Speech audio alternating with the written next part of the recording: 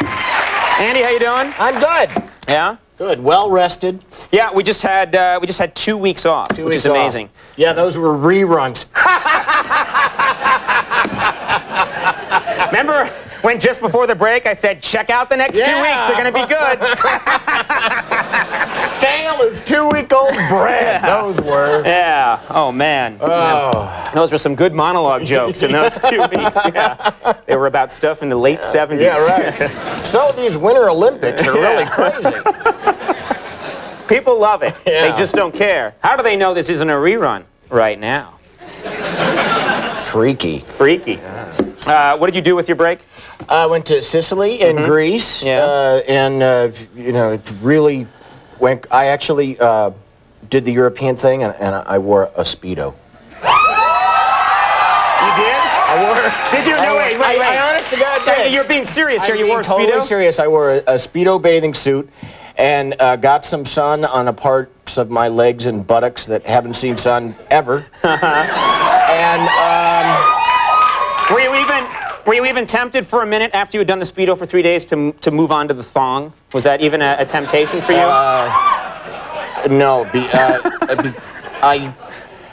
I've only been married like 3.5 years. It's too quick to get a divorce. Because my wife would have left me. See, I am so uptight. I could never wear. When I go to the beach, I wear one of those 1920s bathing suits that goes all the way down to the ankle. No, what's liberating is, I mean, there is something, European people, just big old brown bellies everywhere. No. You know, just, people were just, and, you know, in Speedo swimsuits, 75-year-old women in bikinis. Right. And I mean, we were at a senior citizens beach. Yeah. But, no, it's very uninhibited there. Right. They're not afraid of and ashamed of their bodies the way we've learned to be. That's right. Yes. The way that it should be. Yes. Yes. The proper way. Yeah. And you? I went to Hawaii. Hawaii. And I got no tan whatsoever. Right. Which is the important thing. I used number 50 sunblock the entire time. Right. It shoots rays of light back out up at the sky. You know? You could save money probably if you just got like a nice cheap house paint.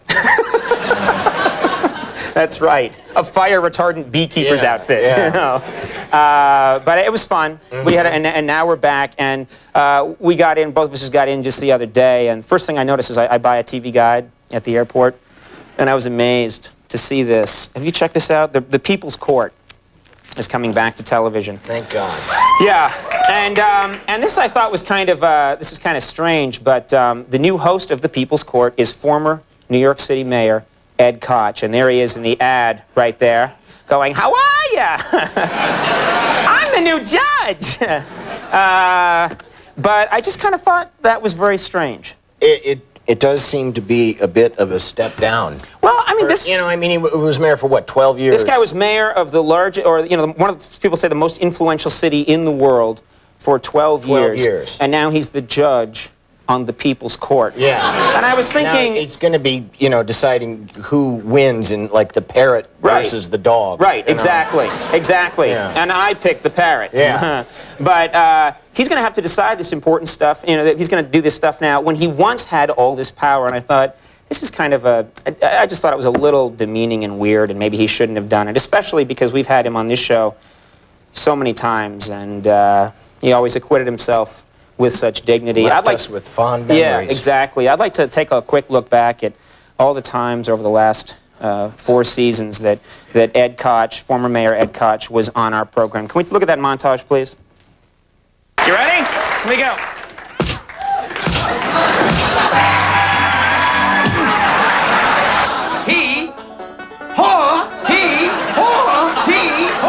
I was the mayor of New York City for 12 years. 6, 7, 8.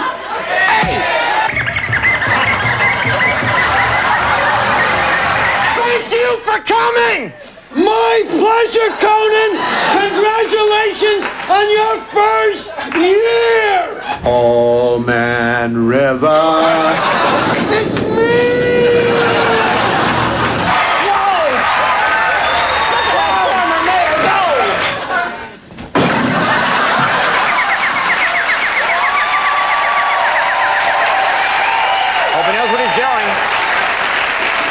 Good luck to him.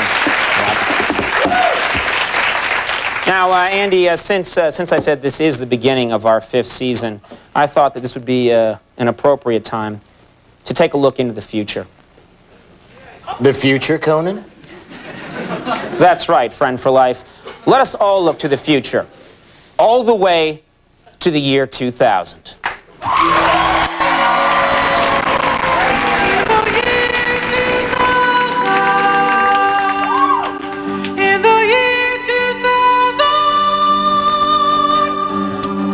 The Mir space station will finally crash to Earth, but not before completing its most important experiment, to see how long it takes for a big hunk of Russian-made crap to fall out of the sky. In the year 2000. The American educational system will be thrown into chaos when a grown man in Illinois actually uses algebra in everyday life. In the year 2000. To simplify police work, a new federal law will require all known sex offenders to change their name to Kennedy.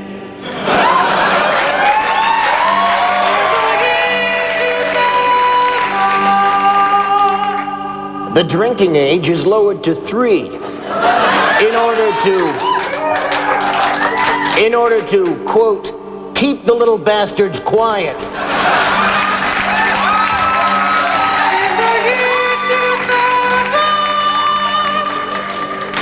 A retired President Clinton will write his memoirs and be sued for plagiarism by Wilt Chamberlain.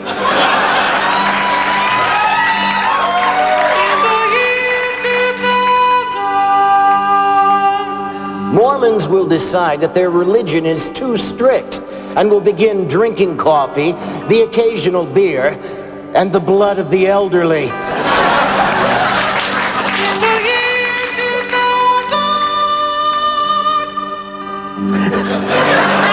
The public demands that the NBA expand to a 52-week schedule, not for the love of the game, but to keep Shaquille O'Neal too busy to make lame movies.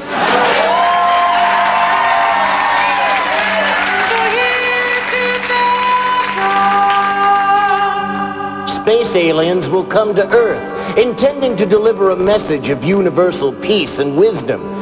Unfortunately, they land on the stage at Def Comedy Jam and end up only telling jokes about how big their women's booties are. In the year 2000. China's overpopulation problem will reach horrifying new levels when people discover what an exceptionally pleasurable lubricant duck sauce is.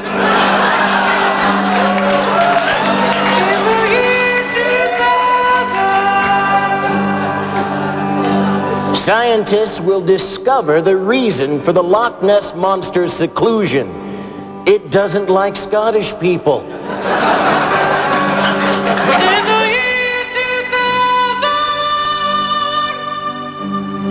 The world is rocked when Colonel Sanders' secret recipe is discovered to be 1 part salt, 1 part sage, and the gayest chicken that money can buy.